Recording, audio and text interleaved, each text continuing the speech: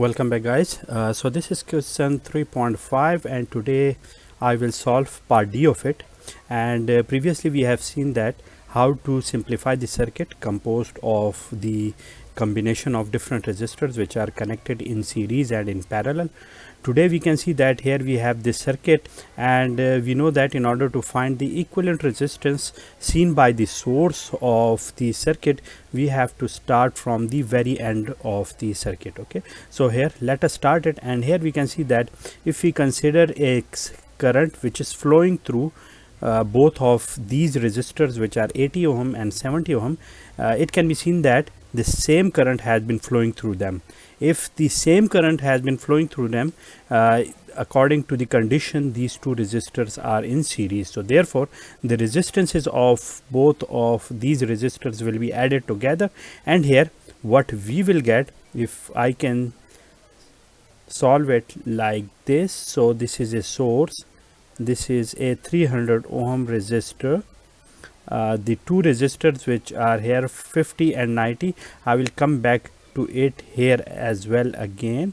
This is the resistor 100 ohm, and the two resistors 80 and 70, these will be added together. So 80 plus 70 is 150. This is 150 ohm. Okay, these two are now here connected, and here these are. We can also see that these two resistors, if a certain amount of current has been flowing through this 50 ohm resistor, this same current will be flowing through this 90 ohm resistor as well. So therefore the resistances of both of these resistors will be added together. So 90 plus 50 is 140. Okay, so this is 140 ohm.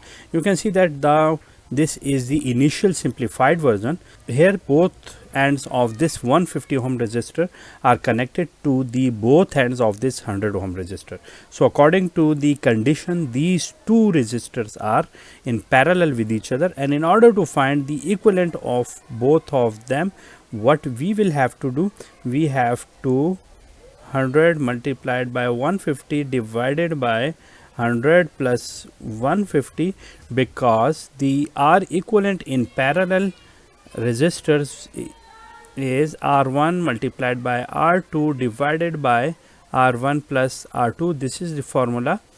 I have applied it here, and here applying it, what will I get? 100 multiplied by 150 is 15,000.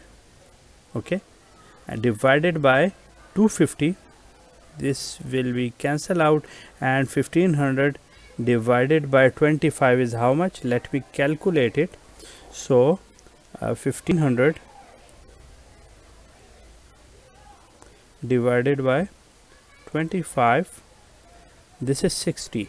Okay, so the equivalent of it is 60, and if I can write it like this is the source, the same source, with it in parallel the 300 ohm resistor, then 140 ohm resistor which I have got, and the equivalent of the parallel resistors 100 and 150. So the equivalent of it is 60 ohm. Okay, so this is now the next version of this circuit, and the current source here we have is this 30 milliamps. Okay, so again considering another current which has been flowing through 140 and 60 ohm resistor, the same amount of current has been flowing through them, and the current is also the similar one. So therefore both of them are in series. So in series the resistances will be added together. So 140 plus 60 is how much? That is 200. Okay, and these two ends are connected with these two ends. Okay, you can see that the equivalent ends are connected with the two ends of this 300 ohm resistor. So this is 300 ohm, and here we have this 30 milliamps source. Okay, now these two, we can see the two sides or the two ends are connected directly with each other according to the definition. These are in parallel with each other. So applying the same formula, what will I get? It will be 300 multiplied by 200 divided by 300 plus 200 is 500. Okay, so let me simplify it.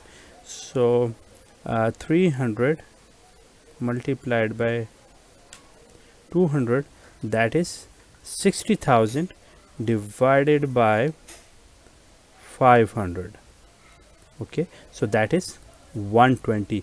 The equivalent of it is 120 ohm. So therefore the equivalent resistance, let me go down. So here this is the source of the 30 milliamps, and with it the connected resistor is the equivalent one, and that is this 120 ohm resistor, and that is the final result which we wanted to find out, the part A of our question. In order to find the part B, to find the power consumed by the resistor or the power supplied by this source, because only a single current source, is connected with this resistor. So therefore in order to find it out here, the power will be VI. Okay, so as we have I and the current is unknown, okay, so therefore V is equal to IR.